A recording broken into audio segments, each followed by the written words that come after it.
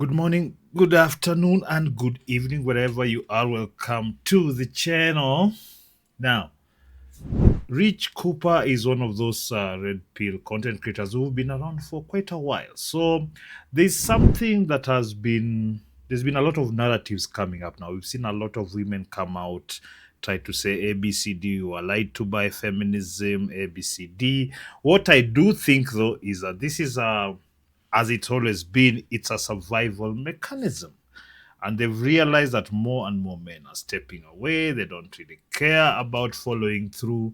They don't really care about pleasing them. Less and less. Of course, we have the simps, but I'm saying more and more men are getting off that list. And if you know populations, you know that it just takes 10-15% of people to move out of that situation for it to become unattainable, for the women to start feeling like, oh my goodness, now I can't get the man I want, blah blah blah. Anyway, we are going to listen in to what Rich Cooper is talking about and react, and I'll give my commentary as usual. All right, we're going to call this one the feminist lie. What's up, my brother? So every once in a while, we'll get a DM from a gal that watches our content, and I'll just read this out to you and sort of get into some feedback. But she's a 46-year-old woman that's, I guess, figured out that everything that we talk about on the Ladies Night podcast and even, my other channels on the Unplugged Alpha and this one as well is absolutely true. And ladies, if you're watching this, pay attention, especially if you're younger. Guys, this will be interesting for you as well. So this is actually a DM over to Moff. If you guys don't know who he is, he's my co-host on the Ladies Night podcast on the Unplugged Alpha channel. I'll put a card up so you guys can check it out. But she says, I'm a new listener to the Unplugged Alpha YouTube channel, especially the Ladies Night show.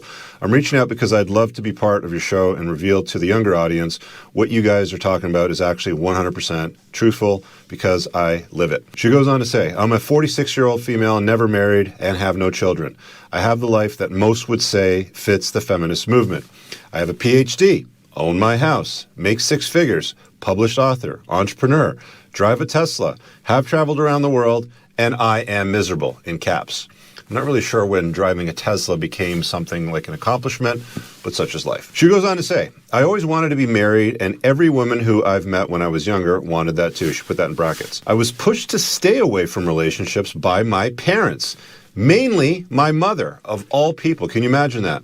My parents stayed together until my mom's death in 2019, and society told me the same lies as well. You are labeled... Now just think about this for a moment. That the mother has a working marriage. She's married. She was married until she died, but she's telling the daughter not to do what she did, which has given her all these things that she has. Obviously, she wouldn't achieve all these things if she came from a dysfunctional family. It would be my assumption that the family is more functional than dysfunctional. But you see, the mother drove that feminism into her, that she doesn't need any man and whatnot. So as far as material things go, you can tell right now whatever she's saying, she doesn't really need a man to take care of her per se, but the biological urge is there. And now that she's gone past that, she's looking at maybe living another 40, 50 years by herself, and it's looking daunting. It's not as daunting to men. Personally, I don't really care about it because I can do many things if I want. But for women, it seems to be an urgent need for that to happen. That's why you see, even if they go around talking feminism, when they get to their 30s or late 20s, they start to run around looking for someone, some simp who would downgrade to pick such a thing. But anyway, let's continue. As a leper if you dare discuss wanting a family or a husband. Now, keep in mind, this is a 46-year-old woman. This is not a young gal. This is a gal that's been around for a while, for several decades. And she's come to realize that the narrative, the stories that Hollywood, family, culture, religion, all that stuff sort of tells music, modern pop culture is all a lie when it comes to feminism. She goes on to say, get your own stuff. Don't depend on a man. We've all heard a woman needs a man like a fish needs a bicycle sort of narrative. Well, there it is, right? Your paper accolades were glorified. She's talking about degrees that are framed in mahogany on the wall with little letters after your name. She has a degree from this place or that place. She has a job. Here's a list of my reality as a 46-year-old single woman. And she lists it off. I have very few friends. The ones that got married gravitated towards their husbands, and eventually date night with the girls became Tuesday lunches and Thursday dinners because they want to spend time with their man, and now girls' night is couples' night. There you go. She goes on. I spent 99% of my time alone without any human interaction outside of my work colleagues. When I do interact with people, it is with strangers. Men don't give a shit about my career, my home, my degrees, none of that. I'll discuss more. Now, this has been obvious. I mean, every single time they are told, because as I said before, I think I've spoken about this some videos back. The thing is, there are some men who care about that. 100% there are those do, because not all of us are in a position where you can afford a family. You need the mother and the father to work so that the resources can be enough. But you see, the person she is, the high achiever she is, she's not going to think about that guy. That guy is not on her level. So of course she's looking at the higher quality, how do we say, the higher value men, if you like, the rich ones, tall ones, handsome ones, whatever. And those ones are not checking for a 46-year-old because they have their own resources. They don't need hers. So they can get a 20-year-old and start a family. She can probably pay for a toy boy, but she's not going to have a family. She's not going to have kids. Maybe she can adopt. I don't know. She has to do all the second-hand things that she would have gotten first-hand if she wasn't consumed by the stupidity of feminism. As in, that's a fact. Of that later. How many times have I said, guys, there is no guy in history that has ever looked at a woman's degree and been like, oh, that's hot. Guys, look at women's beauty, their femininity. You know, I've said this many, many times. Women are... I understand that. That's true. But what I actually mean when it comes to women also making money and most men needing to pair up with women and the women to make money for them to afford a family, that's just a fact of the matter. We're not saying that because she has a degree, she's hotter. No, she's just more useful to you, I guess. Beauty objects to men. I've had to work multiple jobs my entire life. Women do not climb the ladder like men do and don't need the money like men do. If you want a home, vacations, a better car, you got to make that money somehow.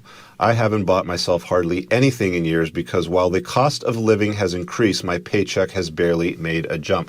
One of the funny stories that I heard is that she makes over 100K. She's a published author, all these things. You see, it's because most women have the most debt, yes, worldwide.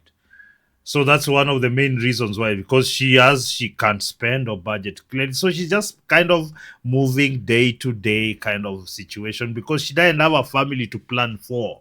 It's just her and her thing. If you're earning 100K a month, wherever you are, if you are solo, you should be able to handle it. If you can't, you're a buffoon. Yeah? there is this underground push decades and decades ago. They started this after the Second World War when they started pushing women in the workforce to sort of get into manufacturing to help the war effort. And they never really sent the gals home because they realized that you have two incomes in a household, they can double tax both those incomes, and that really drives up the tax revenue and puts people in the workforce and gives. And you can get the labor cheaper because you've oversupplied the market with labor. So of course, oversupply means lower wages. That's the other side effect. Gives the government a lot more control. We'll talk about that some other time maybe, though. She goes on, everything is on your shoulders, even something as simple as dinner. I have to earn the money, go to the grocery store, buy it, drag it home, put it up, cook it up, eat it alone in capital letters, and clean up. That honey list you need done, you better learn how to do it all or pay somebody to do it. Seriously, what she's just mentioned is some of the most basic things that I do for myself. I have no issue. She said you have to drag your dinner home. You know, the more conveniences that people get, it seems we can't stop complaining. She's probably she has a very nice kitchen, microwave, gas cooker or electric cooker, whatever it is. And she has all that, but she's saying, oh, now she's complaining. She's whining. And you see, she reached out to this guy, so I'm suspecting maybe she wants to get with this older man, probably start do content with them, maybe get lucky over there. But you know, it's starting. It started off like you're thinking about somebody who's actually gotten her head out of her ass, but clearly not. The honey to-do list I think she's talking about. It is virtually impossible to meet anybody. You don't have your girls to go out with to give you a little company or a boost of confidence. Nonsense. It's very easy for women, even older women, to meet guys. She just thinks she deserves better men that she qualifies for. That's all this complaining you're listening to right now is because she can't get that top guy that she wants. Now she has to, as they say, settle for the normal guy. And she can't have that. Despite being ancient herself, she's with a dry womb. She can't get over herself. Forget Friday or Saturday night. You look like the weird person at the bar going by yourself. She goes on. I never had a strong desire for kids because I spent so much of my time with nieces and nephews. I realize now that that was selfishness on my siblings' part. I was free entertainment.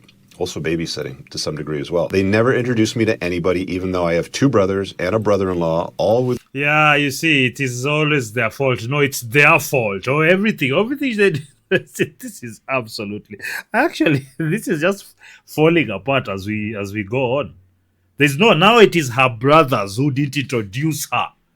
Oh, no. It is not you being a pig-headed a-hole who thought you knew everything with your arrogance. Now you are suffering. Now you say, no, it's my brother who didn't introduce me. Back in the day, it used to be that when you cared about men's opinion. Right now, we just let you do what you want and suffer the consequences. Good careers. Who wants kids when you're constantly spending your limited free time with other people's kids? I mean, guys also don't want to have kids with older women. They generally want to have kids with younger, fertile, more healthier women. Yes. So anything after 30 is, most guys inherently know that they're better off reproducing with younger women because they're healthier and they're more able to carry the kid to term. I think high-risk pregnancies, depending on the doctor or the medical institution, they start looking at these things after 30, 35, and it's like not a good idea. She says, 99% of the men I date have been married with kids. Their ex-wives call or their kids call with some emergency and you will be dropped so fast. Well, look. And what do you think? What do you think you qualify for? Those are the people you qualify for. What are you talking about? Yes, that is the cost of your feminism. And being solo till you're 46 as a woman, that is the cost. Just listening to an old woman whining. And these days, it's kind of like this immaturity thing is just taken over females. Every single one of them doesn't want to think like a grown-up. Everything is everyone else's fault. Or it's never me. They treated me this way. They don't like me this way. It's just like you're dealing with a teenager. It's ridiculous. A guy that's got kids, he's going to prioritize them, right?